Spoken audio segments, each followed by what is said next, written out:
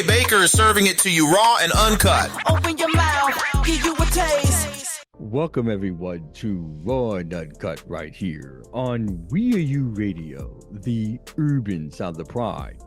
All right, everybody, sit on up. The boss is in town. Everyone, George is here from the Morning Crew. Thank you, Gio.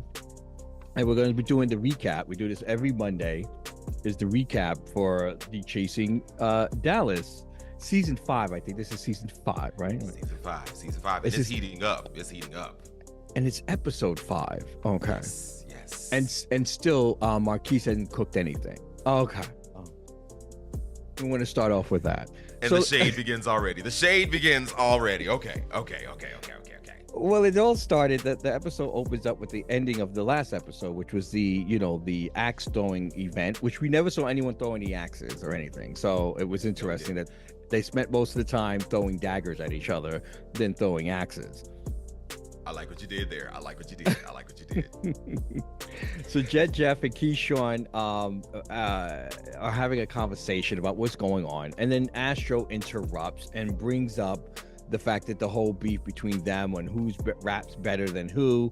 I don't know. Do you even care about that? I don't even know why that's really a. Well, let's talk. It seems to be a subject that keeps going around the table because Seven, at some point later on in the episode, they alluded that he's going to bring it up a little bit too, and he kind of threw it out there, agreeing with Astro, but he wasn't completely on Astro's side. Here's the thing: I think that two things can exist at the same time. Jeff has his lane. Jeff has an audience that he speaks to through his version of hip hop. Now, I don't necessarily agree that his version of hip hop is authentic, air quotes. I'm going to use air quotes on that. I don't think it's authentic hip hop. But there is a lane that he is creating and an audience that he is catering to that is not necessarily an audience that Astro or 7 Deep or Kesey or any other rapper is reaching out to. So let's be clear on that. If I'm being honest, and this is we love that. This is from the uncle. This is from your gunkle dears, who's been doing this years long. Astro is a great rapper, but he's not giving 7 Deep level. He's not giving me Kesey level. He's not giving me Rico with a K level. He's not giving me Oliver Twix level. These are all babies that are on Chasing Reality. He's not giving Rico Cassadine. He's not giving that. Now, I do believe that it's great to believe it's great to believe that you're great.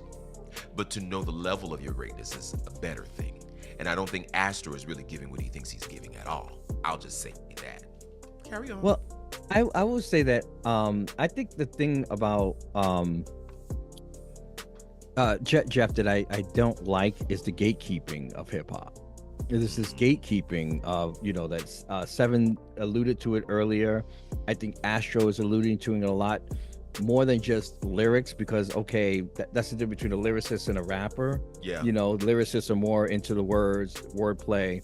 Rappers are just trying to have a good time. Let's have a good time, talk about love and all that. But you're right. They all have their own separate lane and their own separate space. Yeah. I do see the promise in Astro. He did match Kesey's energy on that track. I think it's oh gosh, it skips my mind, but double up. Yeah, double up. Double up. He did a good job there, and I wanted to see a music video would have did better on the weekly top 40. But he did show up when he needs to show up. I don't think that Astro is challenged enough. I think Astro needs to be pushed into that artist the way he's in that grind. Absolutely. He has promise. Absolutely. Yeah. I'm definitely not saying that he's trash. He's not trash. But I want you to live in your reality and know that you have room to grow as well. Definitely. Well, I mean, and Jeff has to live in some reality too. I mean, being considered the Nicki Minaj.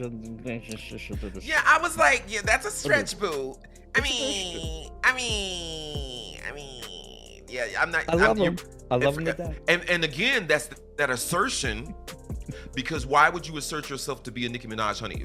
Let's look at this. Let's look at the lineage here. If you're going to find yourself, why not assert yourself to be someone, of let me not. And another thing, and that for someone who has been in LGBT hip hop in this sector for nearly 15, 20 years now, I have to say, I'm confused at why we're still comparing ourselves to mainstream artists when there are so many other artists for them to compare themselves to, or to match that energy. I have no problem with you saying, well, I match this energy, I match that energy, I get that, but there's so many others that they could be comparing themselves that would be more, I think, honest and authentic than to say absolutely this when I love his music video he has with Barbie Bank Rose, great song, but Nicki Minaj, yeah, I agree. Completely agree. Well, 7 Deep also confronts Marquise about Marquise doing OnlyFans. So we found out that Marquise is an OnlyFans, which makes reasons why he hasn't cooked yet. He's cooking. He's stirring another kind of pot. And here's where I am, and people try to throw that out these days as a jab. You have OnlyFans. Look, darling, I know someone personally who has an OnlyFans who is making $300K a year. I ain't mad at you and your OnlyFans if your OnlyFans is keeping the lights on, keeping the gas paid, keeping you clothed and fed. I am not mad at you. So throwing that out there as a jab these days, I don't even flinch. I'm like, but how much? I agree. If you're doing the OnlyFans and you're making $20 a month, girl, give it up. But you know what I mean? So that whole thing. But did anybody find out his at? I mean, just for research purposes. No, we haven't. Actually, I've not seen anything leak. I'm waiting for that. I don't know. TDB has to be on that. Usually it's TDB that's on the leak, so we have to get on the cousins. So then the next scene was 7 Deep and Kesey in the studio. And the thing that I think about 7 Deep is he's constantly, every time he's on camera, he is in the studio. He's got Kesey in the studio. They're both in the studio. He even alludes to that people need to be in the studio more often than, running around doing other things other than music. If that's your thing. I respect 7 Deep for being one of the few artists, and I'm talking in the franchise, to consistently be seen in a studio working. Every time you see him, he's working. Either he's working with Kesey or he's working by himself. What do you feel about the criticism of Jet Jeff and Sean questioning Kesey's ability to make his own decisions? Do you feel that 7 Deep is making the decisions for Kesey like his other manager did? Here, first, let me speak to the Dior. That's Dior. Yeah, the Sean and Jet Jeff situation. I think Jet Jeff is a little jealous of the relationship because I don't know. I mean, he hasn't shown it on the show. His management and his relationship with the people who are guiding his career, and maybe he's just a little bit jealous that no one is as involved in his career as Kesey has had the opportunity to have. I think Sean should shut up and show me your work, girl. Show me what you're doing, because so far this season I haven't seen anything that you've accomplished or completed. So before you get in somebody else's business to tell them how to run their business, let's see yours. And finally, here's the thing. I think people are going to talk about and associate themselves in places where they have no place because they don't have a place. Oh. Okay. So this relationship between Kesey and 7 Deep, even if it is an intimate relationship, what I see on screen, I don't know these people, I've never met them, but from what I see on screen, 7 Deep is mentoring somebody that he loves. And I think if you love somebody, you should be able to pour into that person. And you see 7 as like, no, you did this on this show and that was great and this was great, but next time when you come, have yourself together. Don't be getting your stuff together at the last minute so you're not, all frustrated, blah, blah, blah. And Kesey admitted that was his issue, is that being organized and being present when you're there. So Sean and Jet Jeff. I mean, Jet Jeff, girl. I mean, you're cute and everything. You're doing your thing. That's cute. Sean, stand back, show me your work, and then stand back and stand by. Right. All I know is, I love Jet Jeff for the key of it all. Like he is the friend that I want to have at a party. because Yes. he's the key. We go on next to Tedley and Kesey. Tedley and Kesey go out for a facial or something. I do like Yes. that, Chasing Reality made sure that they're supporting Black-owned businesses, Love it. Love it. Black-owned gay businesses, and that's including here the We Are You Radio family, and also with the guy who was doing the facial massage, which I wanted to get after I saw this. I saw that high. Yeah, I was like, oh, I like that. And so he's kind of, I like what Tedley's doing here. He's sort of kind of he had lunch with Jet Jeff and Sean. They're the top tier girls, and also with Kesey to kind of make sure they can find a way to think. But how do you feel about Tedley? How do you feel about Tedley now all of a sudden being the mediator? Like, it feels like he wants to get everyone together and get along. I think it's a great position right now because I don't think there's anybody in the show this season that is that person. So if he's going to take on this, I hope he maintains that, being the mentor, the go-between. Let's talk, let's be friends, let's associate, let's mentor each other, help each other, lift each other up kind of thing. That would be great to have that go throughout the season. I thought it was good change, especially since they were beating Tedley up since the beginning, since the first episode. Unfairly, by the way. I think unfairly because I think everyone on this show in some forms feels like they're doing something, even if they're not doing something. With Tedley, I think he's doing more than Sean. With Tedley, I think he's even doing more than Robert Ray. There are processes in it where everyone's at, and I don't think there's anything wrong with embellishing where you're at in your position in order to live up to the keeping up with the Joneses. I get everybody beefs up their resume. You might you might have been the janitor, but you're going to say you were the custodian. The human environment specialist. You see how I did that? But yeah, everybody beefs up their resume. So I'm not really mad at Tedley for that, but I like what he's doing right there. And that episode was really great. That whole just let's talk and let's see how we are. How are you doing mentally? I love that. The situation. Let's go right into Jet Jeff sleeping with Marquise. We find out from 7 Deep, who dropped all tea, and he sent saying that that Jet Jeff and Marquise have screwed. Not shocking about that, by the way. Now that I know he does an OnlyFans, I almost feel like, well, sex is not a big deal for him in the sense that he's willing to. When the season first began, they were making Tedley to be out that girl, making her to be out that girl, or them to be that girl.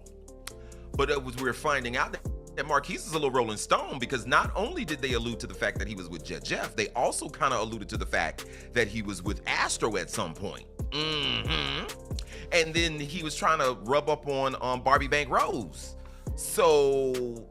And that's why now it makes sense why she denied him, because she knew about him playing around. And so I was wondering, like, what is the attitude from Barbie Bank? But the more stuff starts flying out, I'm like, oh, because you see he's as popular as a Rolling Stone, and you don't want to be played like the rest of them. Right. A sister, and not to mention, a sister thought she was getting a real man, and what she was getting was a manhole. Oh my God, I can't. But true. It's true. A manhole with some serious cooking dreams that we're waiting to be revealed. Right. I really Marquise, not for nothing, as it said. We hear that you're a chef and we know about the NDAs, but can you show us your product? Can we actually see? And I know that they've alluded when he was on the one-on-one after the after show, they talked about we're gonna see the cooking. But I'm like, what is it gonna be? The last episode? Is it gonna be the reunion? What's going on? Because look, I mean, at this point, we've seen kind of what everybody does, except for Sean. We've seen kind of what everybody else does, but we have not seen Marquise cook. So cook, baby. Let's see you do something. Yeah. But did you see the new? Okay, go ahead. I'll let you finish. Yeah. But back to this whole Jet Jeff thing. We need more details, because while Jet Jeff is in everybody else's business and trying to find out what Seven and Kesey are doing, and trying to find out what everybody else is doing, girl, why you not spilling that tea, girl? Why you not telling us what's going on, Jet Jeff? How was it? Are you on the OnlyFans? Inquiring minds want to know. I'm just saying. Well, the fact that he's not bragging about it may be proof of what it was like. I'm just saying. If you're not talking about it, then I don't know. You might want to forget it. But the top tier girls is Tedley, Jet Jeff, and Keyshawn. They're all decided to keep the top tier girls. They all went out and stuff like that. Astro compared Jet Jeff to William the Baddest, which was a little diss, I guess. I don't know what the diss is, because what was wrong with William the Baddest? I don't know, but I don't know either. And then again, Keyshawn with his business rant, I just want Keyshawn to do more. And he was on the TDB show talking about how JC is a little boring. That was Oliver Twix, who was phony. And he said, I think he was saying that JC's kind of phony too. It's all. Yeah, he did allude to that. Again, I'm gonna stay on this until I see something. Sean, he's great for camera. Now he gives you the key, he gives you the laugh, he gives you those wild eyes, he gives you the stories, he gives you the drama. He is a good key. Now he's all of those things. So for the show, he is essential, because without him, I don't think that the show would be as juicy as it probably has become right now. I'm just gonna give you those props. But at the same time, Sean, I don't want to hear you talk about anybody's anything or their lack thereof until I see your anything, because we don't have Show a blog. us the money. We don't have a blog. We don't have a clothing line. We don't have this perfume line that you're talking, this fragrance line. We have none of that. So until then, keep it a buck, bro. Keep it a buck and keep it pushing, because you're not giving us anything. Carry on. I'm just saying. So that's just some of the suggestions. Every week, me and George will be doing this right here on Raw and Uncut from 7 to 8 every Monday. Again, every Thursday, I'll be on live on Twitter, and of course, we'll be talking to live tweet during the show. This time, I'm going to show up. I'm not going to let the game get me. I was so caught up in the Nick game this week. It's been ridiculous. This whole weekend has been like Nick. So the Nick fans are really happy lately, because we're all in the playoffs for the first time and actually have a chance. Okay, that's it. But thank you, George. Thank you for coming by. Yay for the Knicks. Yes. Ain't no problem. Hey, anytime. And make sure you join George every single morning from 6 to 10, early in the morning. Got all the entertainment news and sizzling. I can't do the way you do it. The sizzling subjects. And the trending topics. I love it. See, you and Miss Sophia are the only two that I see can really do that. I mean, and Splash, I think she can do it too. I can't roll it. It's nothing wrong with me. It's wrong with my tongue. And there's nothing wrong with you, and that's okay. Thank you. All right, everyone, keep it locked here on Raw and Uncut on VU Radio, the urban sound of pride. That was great. That was fun. How?